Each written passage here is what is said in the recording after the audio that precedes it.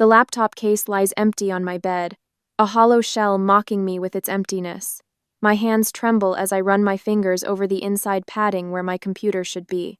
The computer that holds my entire senior project. The project due tomorrow. Mom? My voice cracks as I step into the kitchen. Have you seen my laptop? It's not in my room. Mom glances up from her magazine, eyes barely registering my presence. No, honey. Did you check the living room? I've already torn apart every room in this house, but I nod and check again because that's what good daughters do. They don't argue. They don't create problems. Dad walks in, loosening his tie after a long day at the office. His eyes narrow when he sees my face. What's wrong now, Rain? Before I can answer, the front door swings open and Corbin saunters in, hair disheveled, smelling faintly of cigarettes. My stomach tightens. Something in his casual stride, the way he avoids my eyes, confirms what I already suspect. Where's my laptop? I ask him directly. Corbin shrugs, heading for the refrigerator. Sold it to Jason Blackwell. He needed one for college and offered me $300. The kitchen goes silent. $300. 4 months of working after school at Miller's Grocery, bagging groceries and enduring misses. Miller's constant criticism, gone in an instant. You sold my laptop? The words feel strange in my mouth, too calm for the hurricane building inside me. The one with my entire senior project on it? The project due tomorrow that determines whether I graduate? Dad steps between us. Did you lock your bedroom door, Rain? I stare at him, disbelief washing over me in cold waves. What? You know how your brother is. Dad sighs, rubbing his forehead. Why create more problems? You should have locked it away properly. My throat burns as memories surface uninvited. Last month, when Corbin skipped school for the 3rd time, I mentioned it at dinner. Mom's face had hardened as she told me to stop creating tension in the house. When my history test received the highest score in class, Dad had barely looked up from his newspaper. When Corbin passed math with a D, they'd taken him out for ice cream. I take a deep breath, steadying myself against the counter. I need $280 by tomorrow morning to replace it. I have to finish my project. Mom sets down her magazine, folding her hands like she's about to explain something to a small child. Honey, you know we're on a tight budget this month. Why don't you use some of your college savings? You can always rebuild that fund later. The suggestion hangs in the air. So reasonable, so logical. Use my own money to fix a problem I didn't create. Borrow from my future to compensate for Corbin's actions. I straighten my spine, blinking back tears that threaten to spill. Without another word, I walk to my room, closing the door softly behind me. Screaming would feel better. Slamming the door would feel better. But I've learned that silence is sometimes the only power I have. Through the thin walls, I hear Corbin's voice in the kitchen, complaining about being hungry. Mom's soothing response follows. I'll heat up dinner for you. There's chicken casserole. I sit at my desk, pulling out sheets of paper and a pen. My hand hovers over the blank page. The project that took me weeks to research and write exists now only in fragments of memory.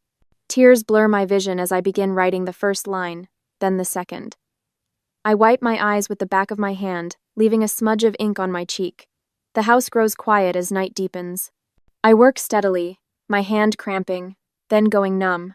Occasional tears drop onto the paper, blurring the ink in perfect circles that dry into warped constellations.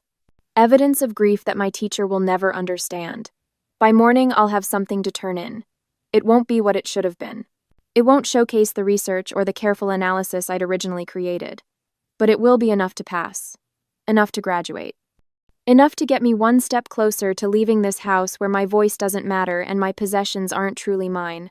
I write through the night, each word a promise to myself. A promise that someday, things will be different, and now it is the time to realize it. The next day, the college acceptance letter sits on my desk, its crisp edges now a cruel joke. 2 years have passed since Corbin sold my laptop, 2 years of working double shifts and saving every penny.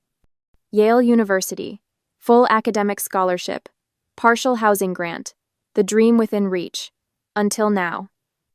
What do you mean the account is empty? My voice sounds strange in my ears as I grip the phone tighter. The bank representative clears her throat. The account was closed yesterday, Miss Ellison. The funds were withdrawn in full by the joint account holder. The floor seems to drop away beneath my feet. I sink onto my bed, my free hand clutching at the comforter for stability. My mother withdrew $19,000?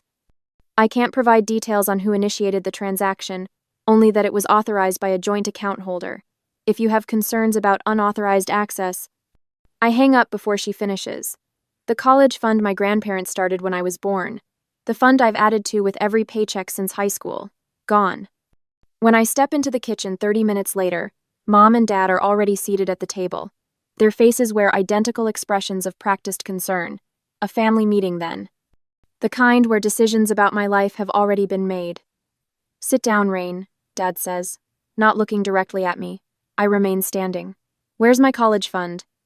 Mom folds her hands on the table, a gesture I've come to recognize as her preparing to explain something unreasonable.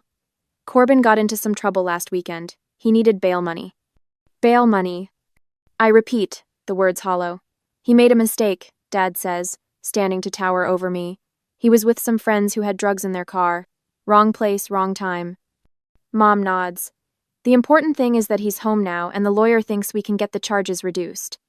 With my college fund, the words feel like stones in my mouth. Family helps family, Rain. Mom reaches for my hand, but I step back. "You've always been the strong one. Corbin needs support right now, not judgment."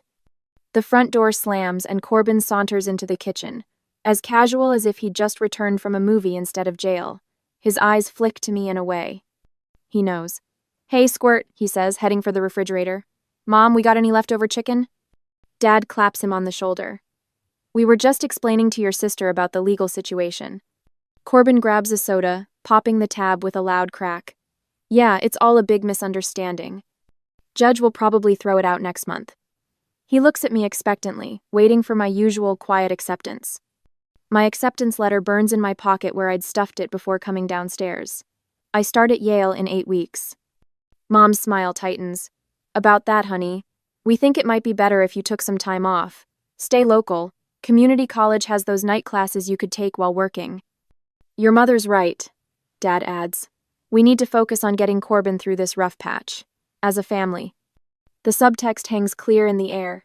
Stay home, keep working, support your brother. Forget your dreams.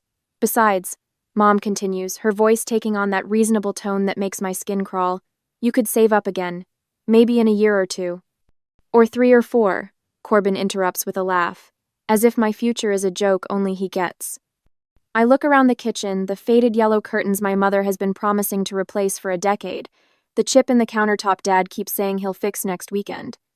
The calendar on the fridge marked with Corbin's court dates. Nothing for my college orientation, nothing for my future. That night, I pull my duffel bag from under the bed and pack methodically.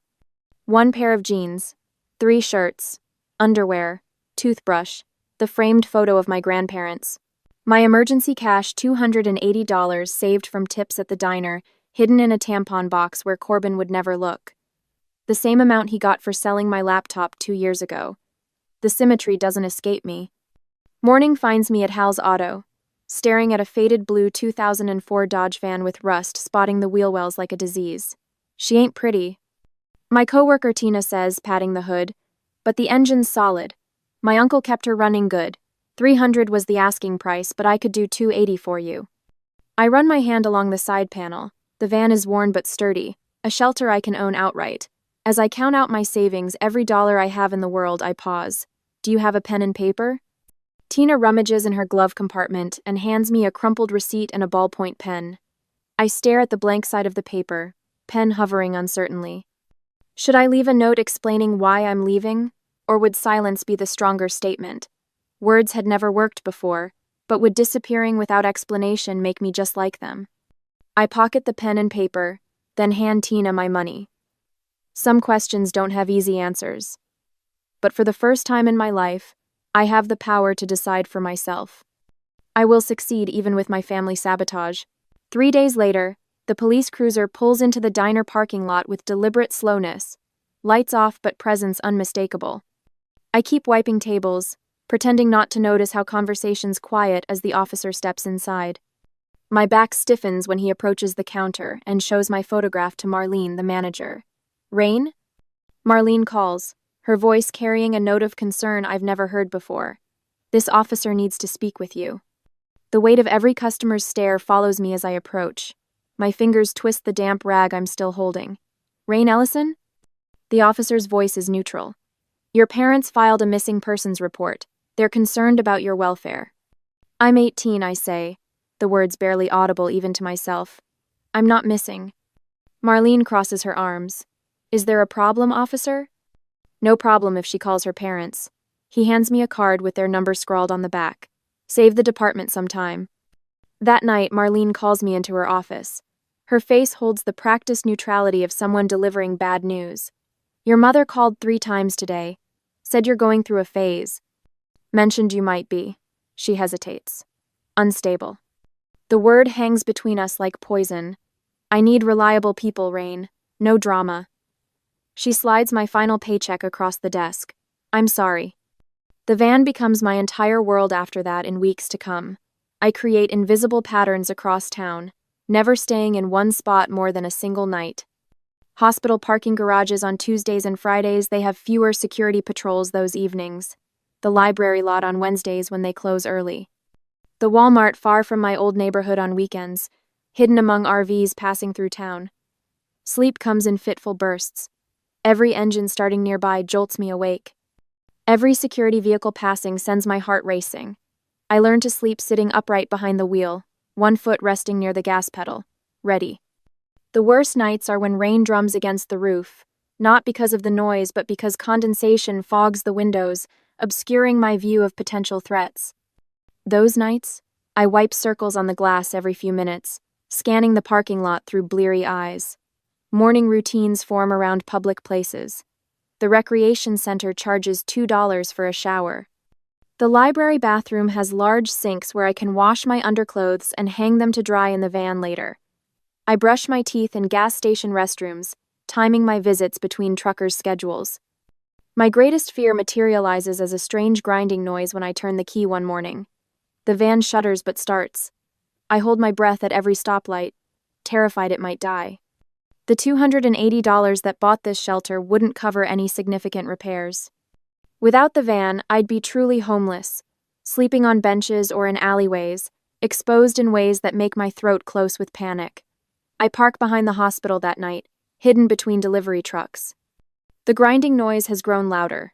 As I curl beneath my blanket, rehearsing tomorrow's plan to find an affordable mechanic, a gentle tap on my window nearly stops my heart. An elderly security guard stands there, his flashlight pointed at the ground. I crack the window an inch, ready to explain, to plead, to drive away if necessary. Thought you might want this. He extends a small flashlight through the opening. My daughter lived in her car for a year. This has a radio in it. Music helps. He walks away before I can respond, his uniform disappearing into the shadows between buildings. 3 weeks later, I'm pumping gas when a familiar beige sedan pulls alongside me. My mother steps out, perfectly coiffed as always, wearing the pleasant mask she reserves for public interactions. Rain. Her voice carries across the space between us like it's reaching across a much greater distance. Everyone's worried sick about you. This has gone on long enough, don't you think? Just come home and stop this nonsense. A man filling his truck watches us with undisguised interest. A woman walks her child wide around us, sensing the tension. The police have been by twice more. Mother steps closer. We told them you've been struggling emotionally. They understand. The gas pump clicks off. I replace the nozzle, close my gas cap with deliberate movements. Just come home, she repeats. What will people think? Do you want to hurt us like this? The question unlocks something in my chest. For months, I've wondered if my silence was punishment, a childish attempt to make them feel the pain they caused. Now I understand its protection. Words gave them ammunition. Silence gives me walls. I am home, I say, gesturing to my van. The shock on her face as I walk away lightens each step. I don't look back. The librarian's name is Martha. She notices me using the same bathroom at the same time 3 days a week. Instead of reporting me, she offers me a job shelving books. 10 hours a week, she says. Enough to keep you in gas and groceries. The library manager, Douglas, pretends not to notice when Martha shows me the staff shower in the basement. Once a week, he mutters without looking up from his computer. When we close on Sundays. Their kindness contrasts sharply with my family's betrayal. These strangers offer help without demanding pieces of my soul in return. 7 months pass this way. I work mornings at the library, afternoons at a small cafe, and weekends at Bernie's furniture shop. Every penny not spent on survival goes into a savings account. The van's grinding noise was fixed years ago by a mechanic who let me pay in weekly installments. At Bernie's, I discover an affinity for woodworking. He catches me studying an antique chest of drawers one day, running my fingers over the dovetail joints. "Want to learn how to restore these?" he asks. Soon I'm spending extra hours in his workshop, learning to breathe life back into discarded furniture. The symmetry isn't lost on me, restoration becoming my specialty. Tonight, exhaustion pulls at my bones after a 14-hour day between the cafe and an emergency repair job at Bernie's Alade. I park behind his shop, a spot he's never explicitly offered but never forbidden either. My eyes close before I can even unfold my sleeping bag. A sharp rap on my window startles me awake. Bernie stands there, arms crossed, expression unreadable in the dim light. "How long have you been sleeping here?" he asks. Bernie catches me rolling up my sleeping bag at 5:30 in the morning, the January frost turning my breath into ghosts. His key ring jingles in the darkness before the shop lights flood the back lot. "How long?" he asks, not bothering with pleasantries. 7 months. I fold the last corner of the sleeping bag with precision. "I'll be gone in 10 minutes. Bernie rubs his weathered neck, squinting at my van. "That heater working?" "Sometimes." He nods once, decision made. "Got a back room with a cot. Previous owner lived there, and I need someone full-time for restoration work." His voice holds no pity, just practicality. Park behind the dumpster, less visible from the street. That afternoon, I create a savings spreadsheet, each cell a brick in the foundation I'm building. The discipline of silence becomes the discipline of saving. Every penny tracked, every expense questioned. I volunteer for overtime, work weekends, holidays. The other employees avoid me, confused by my single-minded focus. "You're making the rest of us look bad," jokes Miguel, the delivery driver, when I arrive 2 hours early to refinish a mahogany table. I don't explain that my life depends on these hours, that this chance is everything, and that I will grab it no matter what. 2 years later, my bank account shows $30,652. All the hard work, all sleepless nights, all exhaustion and pain finally led to this. I stare at the number during my lunch break, eating the same peanut butter sandwich I've had every day since Bernie caught me sleeping in my van. The amount represents 730 days of careful calculations, of choosing work over any semblance of a social life, of saying no to movies, drinks, new clothes. "You ever going to spend any of that?" Bernie asks, peering over my shoulder at my bank statement. "House," I answer, taking another bite of my sandwich. "Might be time." Market's down. He slides a newspaper across the break room table. "This one needs work, but the bones are good." The real estate section shows a small 2-bedroom with peeling paint and sagging gutters. $94,000. Less than my goal of $100,000, but close enough that my heart quickens. That evening, an envelope arrives at the shop addressed to me. My mother's handwriting on the front. I almost throw it away unopened, but something makes me slide my finger under the flap. "Rain, your brother Corbin is very sick. The doctors say he needs specialized treatment. Please call us. We need your help. Family helps family." A phone number for Memorial Hospital follows. I call during my afternoon break, ask for patient information. "Corbin Ellison? Let me check." A pause. No patient by that name has been admitted in the past 6 months. I hang up, a cold weight settling in my stomach. Another lie. Another attempt to pull me back into their orbit of need and manipulation. Instead of rage, I feel a strange clarity. That night, I transfer the money I would have sent them $500 I'd mentally set aside just in case the emergency was real into my house fund. 2 weeks later, the real estate agent walks me through the small house on Maple Street. The carpet smells of dog. The kitchen cabinets hang crooked. But the foundation is solid, the roof new enough. "Do you want to bring family to see it before making a decision?" she asks, flipping through her clipboard. I hesitate, hand on the chipped banister. Was it time to rebuild those bridges? Or would inviting them into my new life just risk everything I'd worked for? "No," I finally answer. "But my boss might take a look at the structural elements." Bernie arrives the next day with his tool belt, tapping walls and crawling under the house. His wife Marla follows with a notebook, making a list of furniture dimensions. Got 3 dressers and a kitchen table in storage, she explains. Overflow from the shop. Take what you want. I can pay, I say quickly. Marla laughs. Bernie says you've been living like a monk for 2 years. Consider it investment in a good customer. When I sign the paperwork a week later, my hands remain steady. The pen doesn't shake.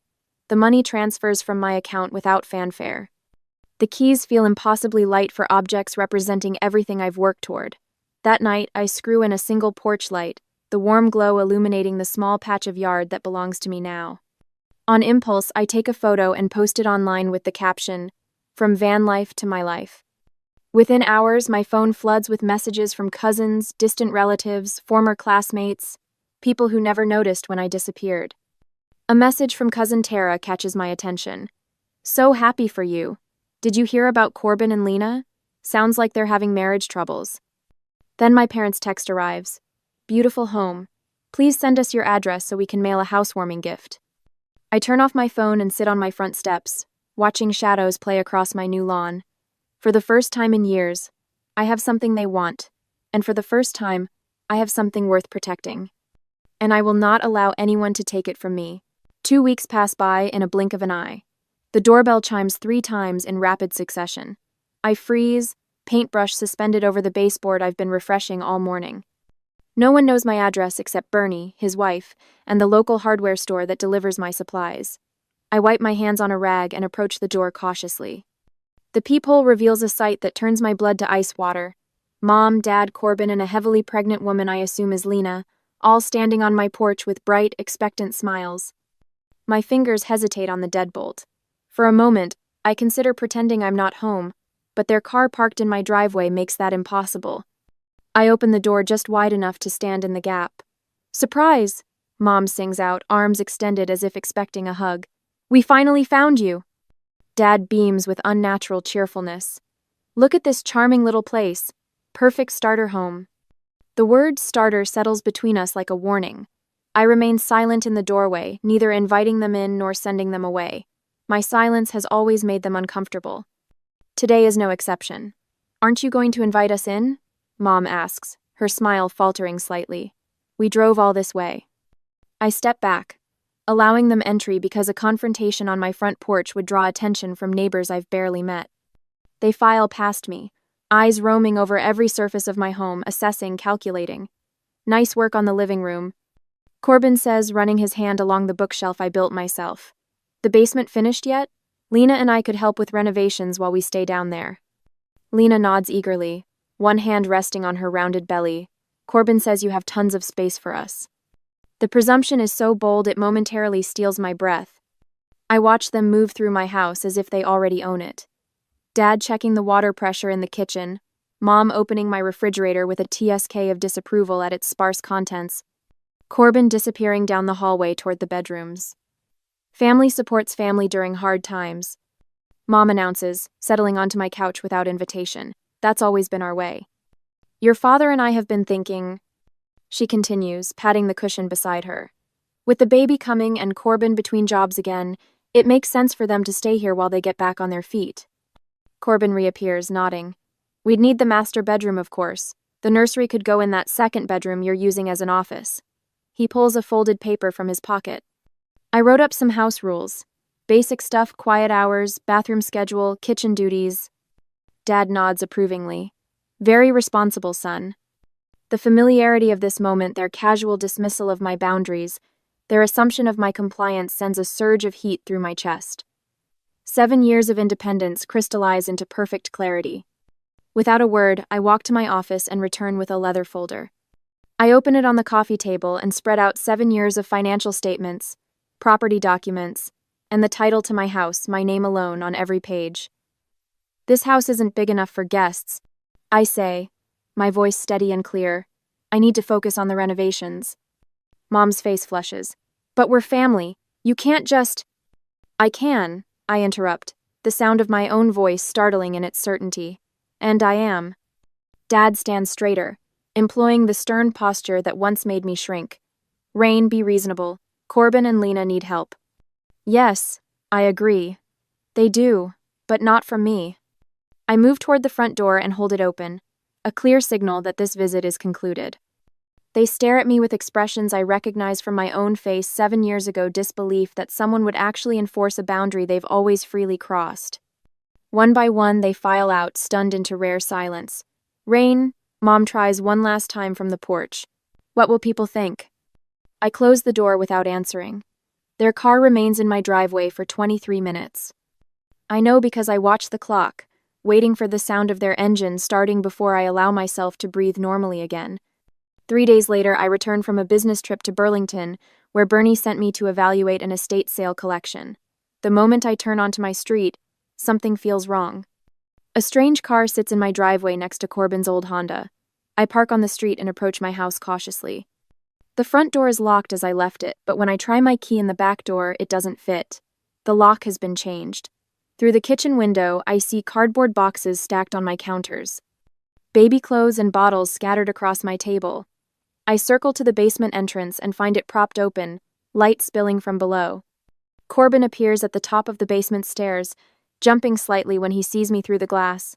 "Hey, sis," he calls through the door, his voice muffled. "Surprise housewarming. We moved in while you were gone." When I don't respond, he unlocks the door, swinging it open with unearned confidence. "Before you freak out, we have a legal right to be here." He holds up a wrinkled document. "Rental agreement, signed by Dad as witness. We've established residency, which means you can't just kick us out without formal eviction proceedings."